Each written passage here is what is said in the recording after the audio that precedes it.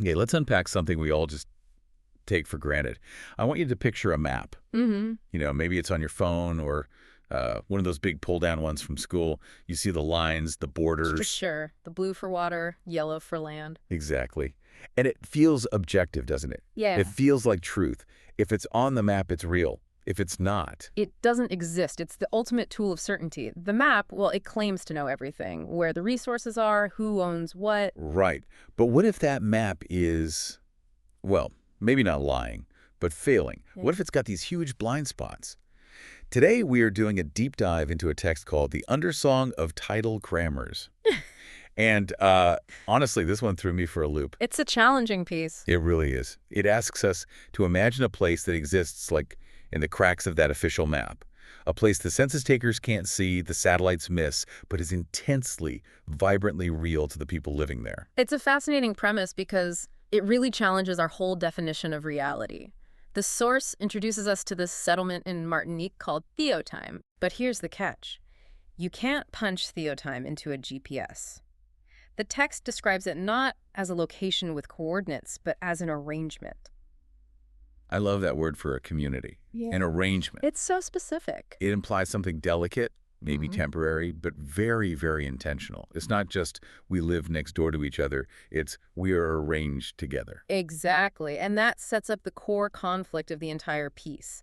On one side, you have what the text calls the appointed real, That's the grid, the government, the world where North is always up. the world of commerce. And then vibrating underneath all of that, you have the undersong. The undersong. It sounds so poetic, almost musical. It is, but it's also described as something physical.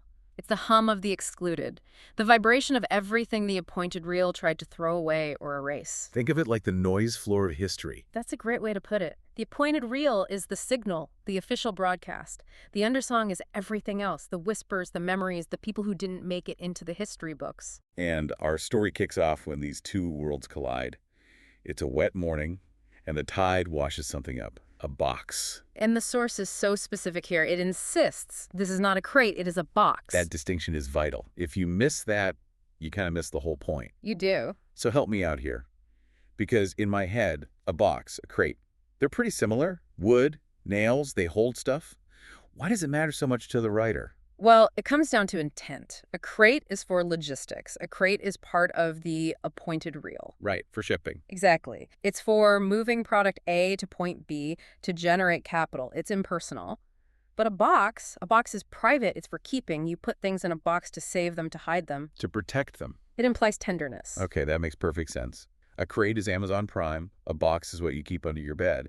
And this box, it smells. Oh, that detail. Salt and burnt sugar. It's a heavy sensory detail. In the context of Martinique, burnt sugar isn't just a smell, is it? It's a history lesson. It drags you immediately back to the plantation economy, the sugar mills. The middle passage. It signals that whatever's inside this box isn't just junk. It's a broadcast from what the source calls the undercommons. But before we even open it, we need to meet the people who find it, this arrangement, at Théotime. They're not a traditional family. The text makes that clear. They are people whose specific geniuses don't really fit into the appointed real. They have skills the economy doesn't value, but the undersong does. Like Seraphine, she's called the baseline. That really stuck out to me, calling a person a baseline. It's like she's holding the rhythm for everyone else. And her knee predicts the weather better than any barometer. Right, so in the official world, that's just folklore. It's dismissed as rheumatism, old wives' tales. But in Théotime, that is treated as high-fidelity data. It's embodied knowledge. It's science that hasn't been granted the dignity of the word science because it comes from a body, not a machine. Then there's Eva, the melody, who navigates the world by smell, and Dilo, the woman with no fixed name. Dilo is the conduit. She's the receiver, Yeah. the one most tuned into that undersong.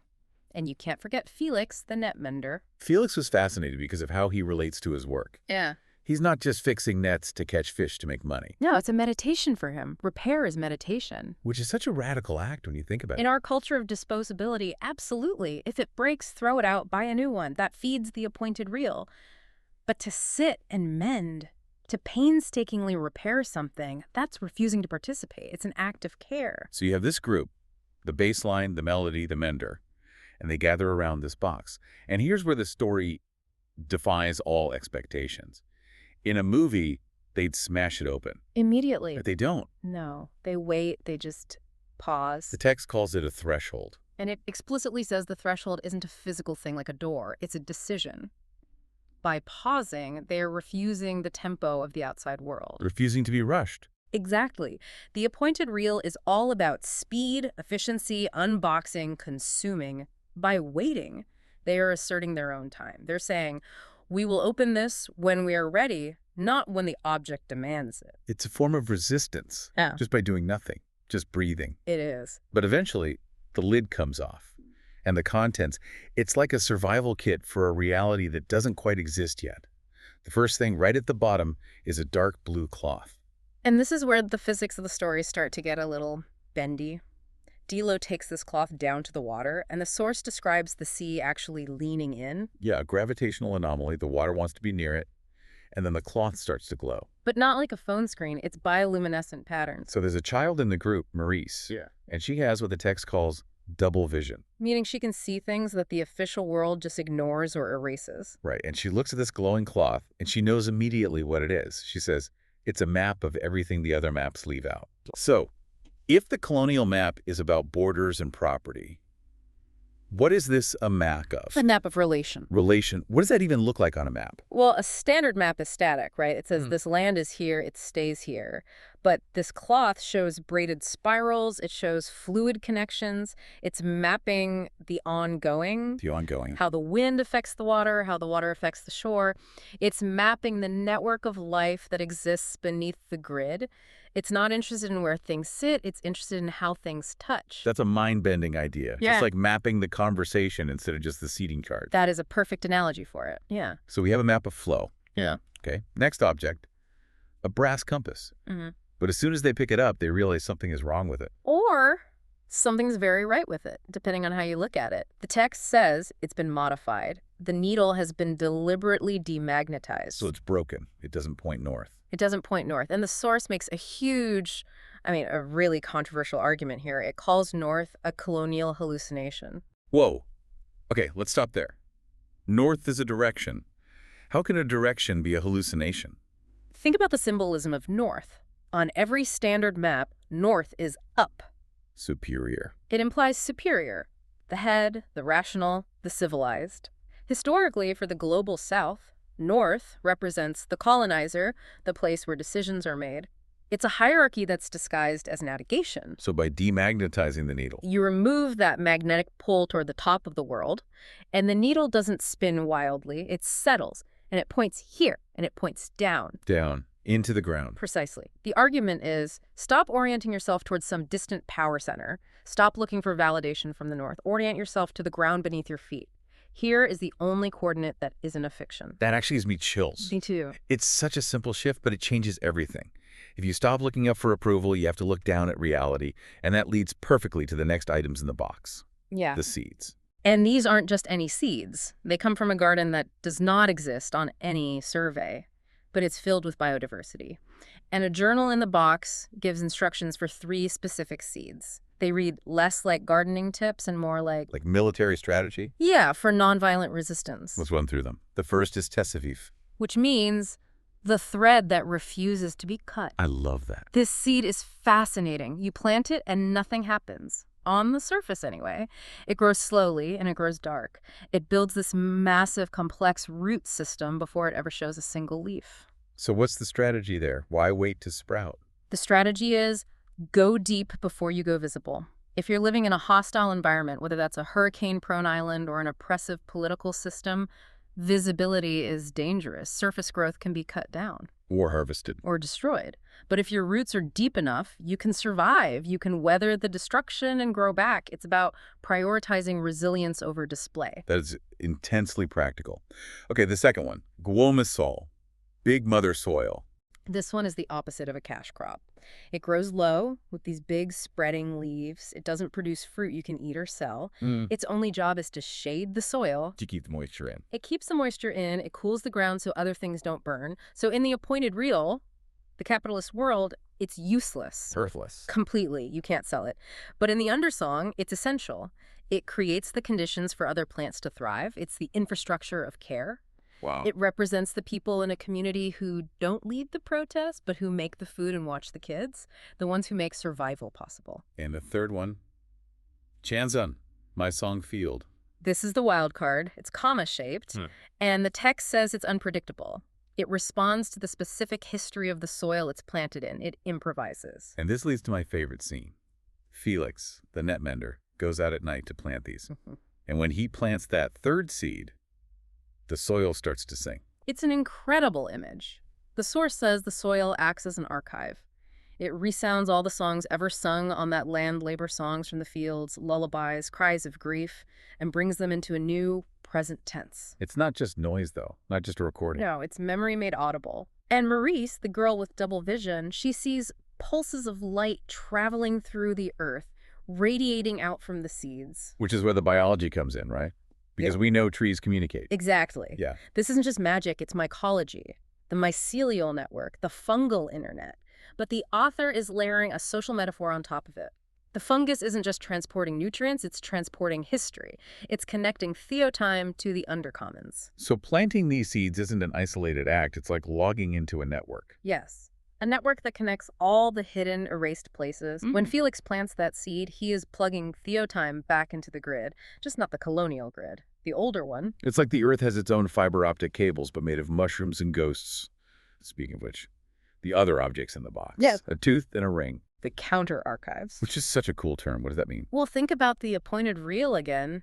Official history. What does a plantation record? The owner's name. The tonnage of sugar. The profit. It erases the worker. The worker is just a tool, a cost entry in a ledger. But the tooth.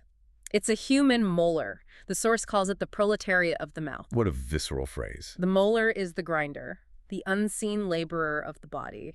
And this one is worn smooth from years of grinding coarse food. So just by existing, it proves the official record is incomplete. Exactly. It's physical evidence of a life that persisted. It proves a woman lived, worked, struggled, ate, and survived simply by the fact that this tooth exists. It's a monument to the unrecorded life. It's saying, I was here even if you didn't write my name down. And the ring. A small silver ring worn smooth. It symbolizes the circle of return. And it was made in the margins of time, those tiny slivers of time between work and sleep. The only time that was truly theirs. Right. Even when you're owned by the system, making something beautiful just for yourself or for your kin is an act of rebellion. It's declaring, I am more than a machine for cutting cane. I am a creator. So let's look at where we are. The group at Théotime is absorbing all of this. They have the map, the compass pointing down, the singing seeds. But then Audric, the walker, the one who can't sit still, he feels a pull. He does. And this leads us to the climax. Audric walks into the deep forest. Not on a path. He's being guided by that underground network his feet can somehow feel now. And he finds a secret garden. A spiral garden. And in the middle, a tree. A Tesavive tree. The same type of seed Felix just planted. The same, but this one is mature, ancient, huge. So the seed in the box, it came from here. Everything is connected. And there's this beautiful moment where Audric just stops and breathes with the tree. The source says the barrier between subject and object just dissolves. He isn't looking at the tree. He's participating in its existence. And then he looks down at the roots. And he finds another box. That's the kicker. That's the moment the camera just zooms out and you realize the scale of this whole thing. It changes everything. The takeaway isn't that Théotime is special, that they were the chosen ones. No. It's that there are many boxes. There are many arrangements. Théotime is just one node. Exactly. One node in a vast, distributed, invisible network, the undercommons. It connects all the nowheres across the ocean. It's a story about a civilization that exists right underneath the nose of the official world. It makes you wonder how many other people are finding boxes. How many others are planting seeds in the dark? And that brings us to the core message. Yep. Dilo is lying on a rock by the sea, listening to that undersong, and she hears a voice. What does it say? You are not separate. You are not separate. And the text is careful here. It doesn't present this as just a spiritual, warm, fuzzy feeling.